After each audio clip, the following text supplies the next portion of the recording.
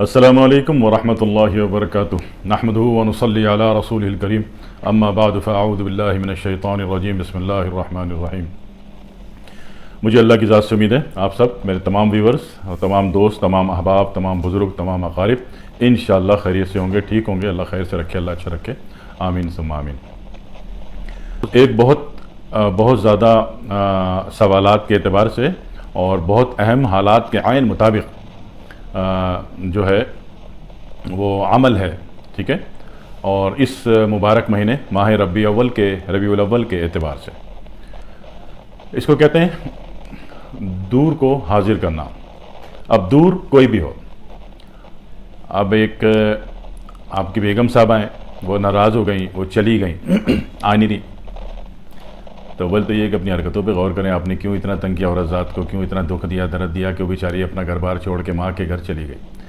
تو پہلے تو یہ اپنی اصلاح ضروری ہے، ایسا نہیں ہوتا کہ ہر چیز میں آپ عمل کرنے بیٹھ جائیں، عمل کرنے سے پہلے اپنی صفائی ضروری ہے۔ اسی طرح آپ کے ہسبینڈ صاحب بھاگ گئے، وہ آ نہیں رہے، تو اس میں بھی اپنی غلطیوں کو ضرور غور کیجیے گا، کبھی کیجیے گا غور کہ وہ کون سے اعمال ہیں، وہ کون سی حرکتیں ہیں، وہ عادتیں ہیں، وہ آپ کا انداز ہے جس سے ہسبینڈ صاحب بھاگ گئے۔ تو پہلے تو اپنی ان کی اصلاح کیجیے گا، اپنی ذات کی اصلاح کیجیے گا، ٹھیک ہے۔ تو اصلاح ضروری ہے، ڈائریکٹ آپ اپنی اصلاح نہ کریں، آپ نیگیٹو ہوں اور آپ رانگ وے پر ہوں اور آپ سوچیں بھی عمل کر لوں اور میرا کام ہو جائے، یہ تو اچھا کام نہیں ہے، کام تو آپ کو اپنا بھی کرنا پڑے گا، ٹھیک ہے۔ اسی طریقے سے کوئی مفرور ہے، کوئی بھی مفرور ہے، گم ہے، نہیں دستیاب ہو رہا، یا پھر کوئی ایسا شخص جو کہ آپ سے پیسے لے کے شارٹ ہو گیا، ایک اچھی بڑی اماؤنٹ، ہیوج اماؤنٹ اس نے لے لی اور وہ لے کے وہ شارٹ ہو گیا، وہ دستیاب نہیں ہو رہا، ٹھیک ہے۔ اسی طریقے سے کوئی چیز ہے آپ کی بہت قیمتی ہے اور وہ گم گئی، ایک عرصہ ہو گیا، چیز دستیاب نہیں ہو رہی، ٹھیک ہے۔ مجموعی طور پر کیا ہوا، آپ کی چیز، آپ کی گمشدہ رقم، آپ کی دی ہوئی رقم جو لینے والا مفرور ہے، غائب ہے، کانٹیکٹ میں نہیں آ رہا، اور تیسرا یہ کہ آپ کے ہسبینڈ صاحب آپ کے تنگ کرنے کے کارن بھاگ گئے، اور یا پھر آپ کی بیوی آپ کے مرد حضرات کے تنگ کرنے کی وجہ سے وہ اپنی والدہ کیا چلی گئیں اور آنے کا نام نہیں لے رہی۔ تو یہ ساری باتیں کیا ہو گئیں، دور، اور ان کو حاضر کرنا ہے، ٹھیک ہے، دور کو حاضر کرنا۔ اس میں ایک عجیب سا لفظ بنتا ہے کہ محبوب کو حاضر کرنا، یہ جملہ مجھے بالکل اچھا نہیں لگتا، ٹھیک ہے۔ تو میں نے بالکل جائز مقاصد کے لیے، یہ ایک بڑوں کا، بزرگوں کا بڑا ہی ایک مجرب عمل ہے جو عام اسلامی مہینے میں تو 3 دن کرنا پڑتا ہے، مگر اس مبارک مہینے میں صرف 1 دن کرنا پڑتا ہے بس، ٹھیک ہے۔ اور صرف 1 دن کب ہوگا، ربیع اول کے مبارک مہینے میں جب پہلی جمعرات آئے گی، ٹھیک ہے، آسان بات ہے۔ ربیع اول کا مہینہ شروع ہوا، اس کی جو پہلی جمعرات آئی، جیسے کہ آج 2-3 دن بعد آ جائے گی، ٹھیک ہے نا، تو اس کو یہ عمل ہوگا رات سونے سے پہلے، بالکل تنہائی اختیار کر کے، یعنی کہ کمرہ بند ہو، کسی جنگل میں، پہاڑ میں جانے کو میں نہیں کہہ رہا، آپ کا جو روم ہے وہ بند ہو اور شور پروف ہو، شور نہ آ رہا ہو، ڈسٹربنس نہ آ رہی ہو، ٹھیک ہے، بے سکونی کی کیفیت نہ ہو۔ اور تیسری بات یہ ہے کہ سونے سے پہلے، یعنی کہ عشاء تو آپ اپنے وقت پر پڑھ چکے ہوں گے انشاءاللہ، سونے سے پہلے، اب آپ 10 بجے سوتے ہیں تو کر لیجئے، 12 بجے سوتے ہیں تو کر لیجئے، وہ آپ کی مرضی، جب آپ نے سونا ہو، کیونکہ سونے کی شرط اس میں یوں ہے کہ اس عمل کے بعد آپ کسی سے بات نہیں کریں گے، ٹھیک ہے جی۔ یہ بنیادی باتیں ہو گئیں جن کا ضروری ہے اہتمام کرنا، ہر چیز کی بیس بنائی جاتی ہے، بغیر بیس کے تو کوئی کام بھی نہیں ہوتا۔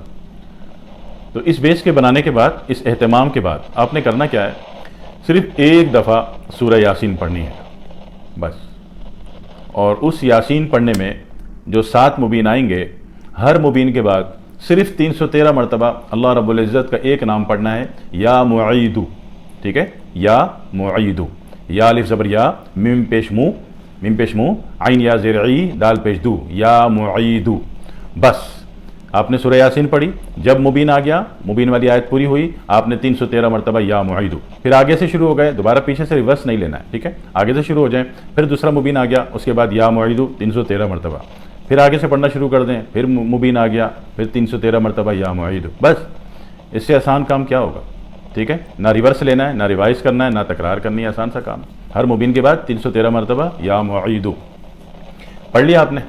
پڑھنے کے بعد اللہ رب العزت سے بہت ساری دعا کریں، منیمم 5-6 منٹ تو دعا کیجیے گا، ٹھیک ہے۔ اس کے بعد جو آپ کا ہدف ہے، اب وہ ہدف میں آپ کے ہسبینڈ صاحب ہیں یا آپ کی وائف صاحبہ ہیں، ٹھیک ہے، یا آپ کا دوست ہے، یا آپ کا مخلص ہے، یا آپ کے پیسے کھائے بیٹھنے والا ظالم شخص ہے، ٹھیک ہے، یا پھر آپ کی کوئی ایسی قیمتی چیز جو گم میں بیٹھی اور آپ کو مل نہیں رہی. ٹھیک ہے جی. تو اب آپ اس کا تصور کیجئے، اس کا امیجن کیجئے، اور جب آپ نے دعا مانگ لی تو اندازاً 3 سے 11 مرتبہ میں، 3 مرتبہ، 4، 5، 6، 7، 8، 9، 10، 11، جتنا آپ کا دل چاہے، کم از کم 3 دفعہ اس چیز کا تصور کر کے بہت زور سے پھونک ماریے. ٹھیک ہے. اور اچھا تصور اس وقت بن جاتا ہے جب آپ کی آنکھیں بند ہوتی ہیں. آنکھیں بند کر کے بہت زور سے اس میں پھونک ماریے. اور اب کسی سے بات نہیں کرنی. ٹھیک ہے. دوسری بات یہ کہ آپ کسی بھی عمل کو، پڑھائی کو جب کرتے ہیں تو آپ ایک دوسری فریکوینسی، ایک دوسرے میگا ہرٹز میں داخل ہو جاتے ہیں. ٹھیک ہے. تو جب جس دوسری دنیا میں داخل ہو گئے ہیں جہاں سے آپ کو اپنے سوال کا جواب مطلوب ہے، اپنے مقصد کا آنسر مطلوب ہے، آپ کو اپنے مقصد کا جواب مطلوب ہے، تو وہاں ڈسٹربنس نہ ہو. تو اس ڈسٹربنس سے بچنے کا طریقہ کیا ہے کہ عمل سونے سے پہلے کیا جاتا ہے اور اس کے بعد کسی سے بات نہیں کی جاتی. ٹھیک ہے. اب آپ نے بات نہیں کرنی کسی سے. تیسری بات، موبائل آف ہو جانا چاہیے. عمل سے پہلے ہی آپ موبائل آف کر دیں گے. ٹھیک ہے. اور عمل کے بعد تو موبائل آن کرنے کا سوال ہی نہیں پیدا ہوتا. ٹھیک ہے. ورنہ ڈسٹربنس آ جائے گی. جس سینس پر آپ نے ایک اپلیکیشن بھیجی ہے وہ سینس ڈسٹرب ہو جائے گا، اور ہو سکتا ہے وہاں سے جو رپلائی دیا جائے، جو جواب دیا جائے، ہو سکتا ہے کہ آپ کو اس کے سمجھنے میں، اس کو ریئلائز کرنے میں، آپ کو اس کو انڈرسٹینڈ کرنے میں مشکل پیش آ جائے. آپ اس جواب کو اس نہج پہ نہ سمجھ سکیں جو کہ آپ نے اپلیکیشن آگے ڈالی ہے عمل کے ذریعے. ٹھیک ہے. تو اس کی آپ نے احتیاط کرنی ہے، اس کا آپ نے خیال کرنا ہے. ٹھیک ہے. میں نہیں سمجھتا کہ اس میں کوئی مشکل نام کی چیز ہے. ٹھیک ہے. اور ابھی ٹائم بھی ہے. ٹھیک ہے نا. ابھی ماہ مبارک شروع ہو گیا ہے، جمعرات آنے میں 2-3 دن ہیں آپ کے پاس. ٹھیک ہے. سکون سے ذہنی طور پہ تیاری کر لیجئے اور سکون سے یہ 10 منٹ کا عمل کر لیجئے گا. اس سے زیادہ آسان عمل کہاں سے ڈھونڈوں گا، کہاں سے دوں گا؟ یہ اللہ والوں کے سینوں کا راز ہوتا ہے. لیکن اب ان کی اس بارے میں اجازت ہوتی ہے، عمل اجازت یافتہ ہوتا ہے اس بارے میں کہ بھائی کوئی واقعی مصیبت میں ہے، کوئی پریشانی میں ہے، اور اس کے مقاصد جائز ہیں. یعنی مقاصد جائز ہوں گے اور نیک ہوں گے تب تو آپ اللہ کے کسی بھی نام کا عمل یا قرآن کی کسی بھی صورت کا عمل کریں گے.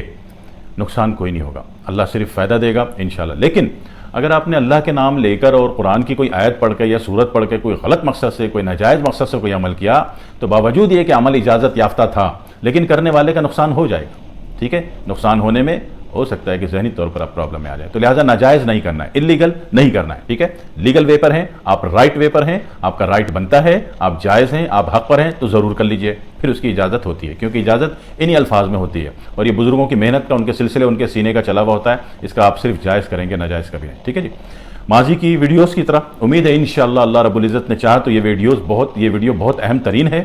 بہت سارے لوگ ہیں جو اپنے حالات سے پریشان ہیں. خود عمل کیجئے اگر آپ کو اس کی ضرورت ہے. اگر آپ کسی کو بھی پریشان دیکھتے ہیں تو اس کو 1000 جگہ دھکے کھانے اور خوار ہونے سے بچانے کے لیے آپ اس کو اس عمل کے بارے میں بتا دیجئے. اللہ آپ کا بھی بھلا کرے، اللہ سب کا بھلا کرے، اللہ ہم سب کا بھلا کرے. دعا میں یاد رکھیے گا. حافظ محمد Ibrahim, doctor Hakim reiki master وید، پروفیسر قاسمیہ طبیہ کالج کراچی، پاکستان. والسلام علیکم ورحمۃ اللہ وبرکاتہ.